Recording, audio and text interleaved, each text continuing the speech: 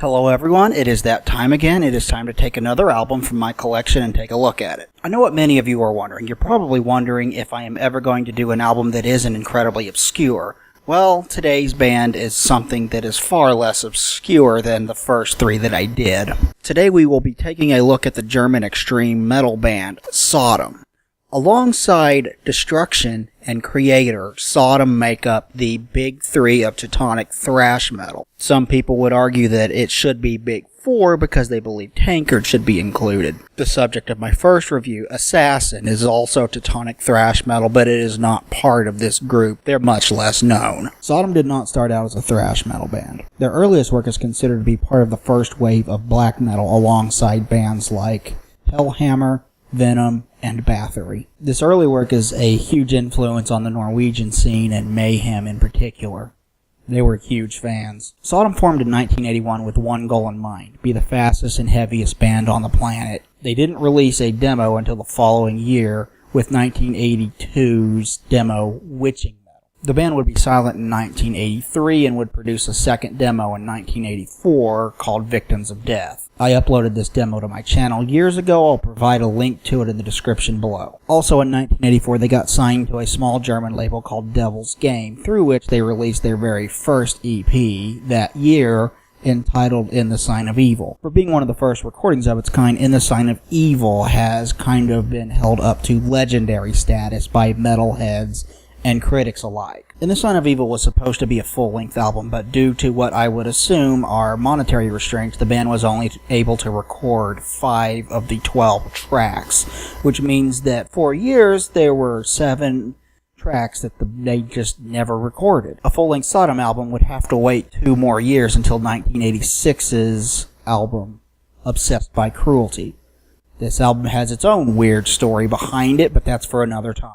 This changing guitarist would alter their career path for the rest of it. Armed with their new sound, Sodom released Persecution Mania in 1987. This album is hailed as a thrash metal classic to this day, and deservedly so. Thrash metal is what would dominate most of the rest of Sodom's career, and you don't hear about a band intentionally going back in time to earlier works that they never finished very often.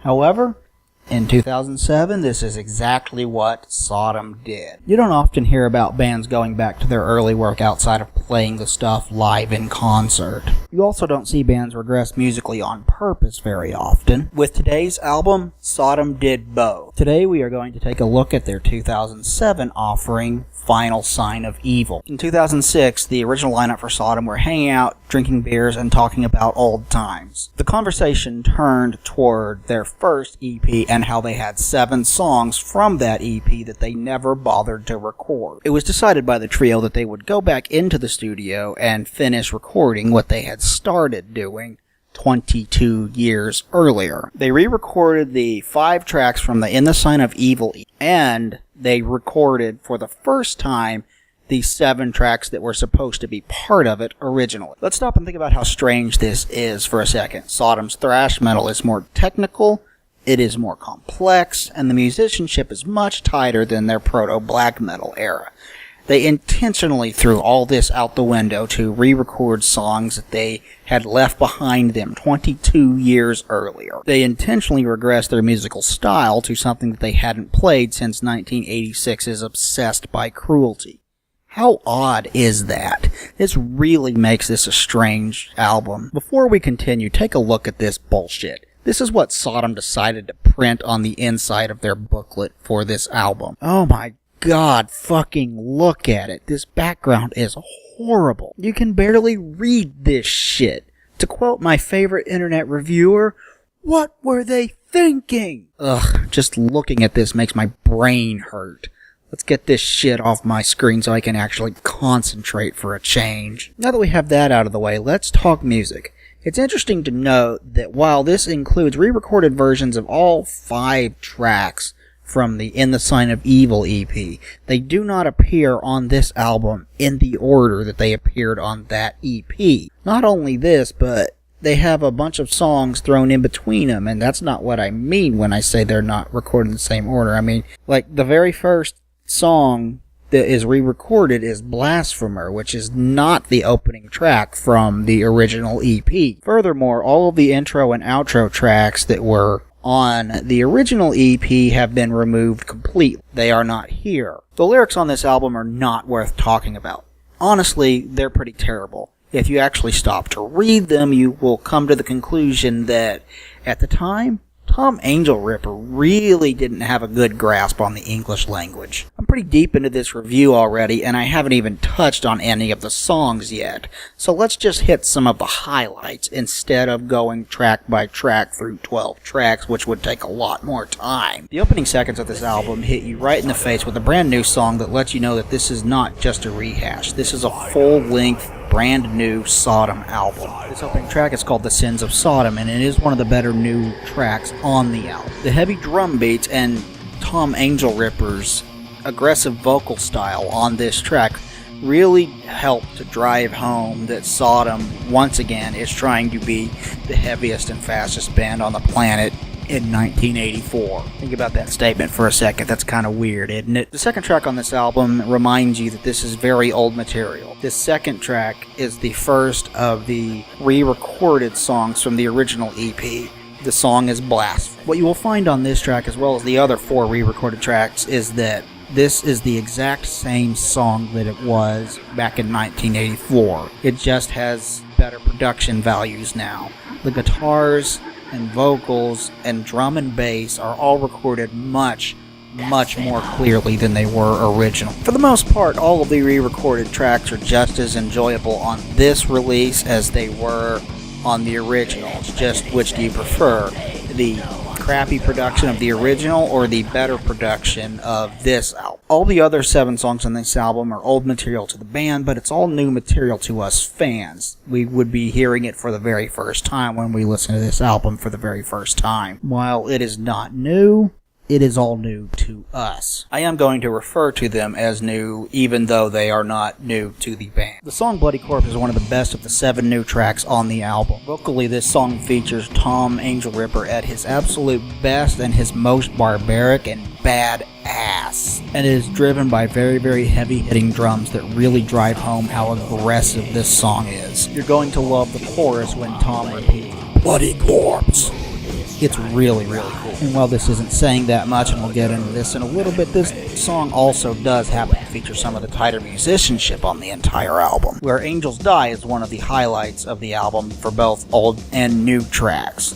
I wish this had been included on the original EP because it's one of the best songs on this album. It starts with a drum intro and then kicks into a gradual build until it builds up to full ferocity and is just awesome when it does. It is also one of the fastest and heaviest songs on the entire album, and it features some of Tom Angel Ripper's best vocal work on an album where the vocals are overall pretty darn good. Hatred of the Gods is another one of the new tracks that kind of stands out from the rest. Unlike a lot of the rest of the music on this album, this song actually mixes speeds fairly well, at least for early Sodom. And once again on this album, Tom's vocal performance really stands out when he goes, "Hatred of the Gods." It's really good. Final Sign of Evil is a strange entry in the long and storied history of one of Germany's most prolific metal bands. I read reviews of this album on various websites, and a common complaint seems to be that the old songs that are re-recorded are great, and that the new songs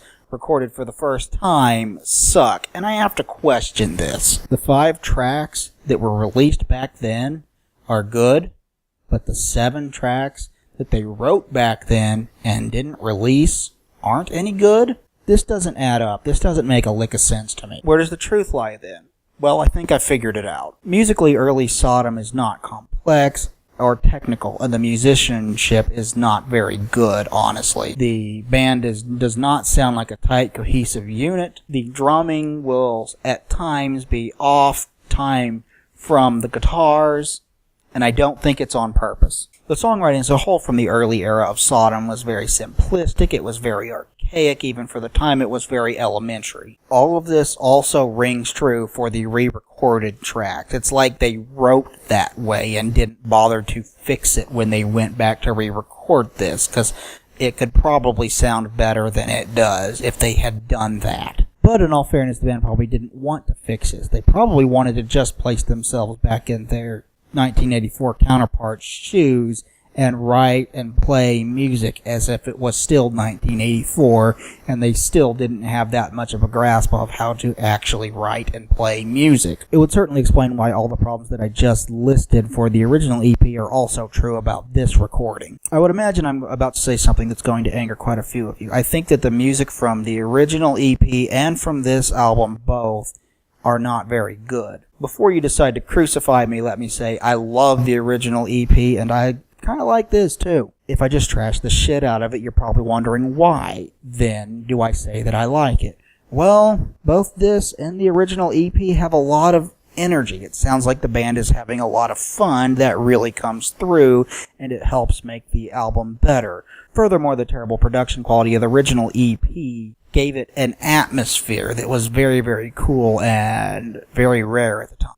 This, however, because of its much better production quality, lacks that atmosphere. The original EP also presented people with something new and exciting, something they hadn't heard before, something extremely fast and aggressive, and that probably lends itself to why people like it so much. For this recording, however, the bad production quality of the original, all the murkiness and muddiness, is pretty much gone. The guitars, vocals, drums, and bass are all clearly recorded, and that honestly kind of hurts this recording. Sad to say. What I think the much better recording quality ultimately does is it drags all of the problems that the original was plagued with out into visible daylight for us all to see, resulting in us going, well, the original tracks are still good because they're the original tracks, but these other songs, no, it ain't so good. This album does have a problem that is unique to it that the original does not have, and that is that the mixing on this album is fucking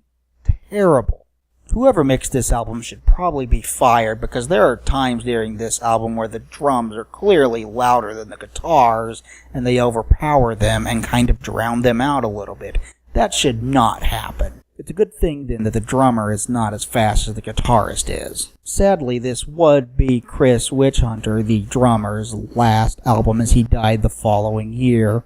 May he rest in peace. Tom Angel Ripper's vocals on this, however, stand out big time. They are very, very good. I honestly find it hard to give this album a good, strong recommendation. If you're a hardcore Sodom fan and you love their early work, you might enjoy this. I think you probably will enjoy this. If, however, you happen to prefer Sodom's thrash metal and don't care much for their early work because you think it's vastly inferior, and maybe you're right, then you probably won't enjoy this. You probably can just skip this album entirely, and you won't be missing much. Hey, I've done a whole series of these album reviews before. Click here to watch my review of the Australian death metal band Mortification's debut self-titled album, and click here to watch my review of the Pennsylvania-based technical thrash metal band Believer's sophomore album, Sanity Obscure. Thank you everybody for watching. Please like, comment, and subscribe down below. Please share this video. It would greatly appreciate it, and it would help me out a lot. Thanks everybody. Bye.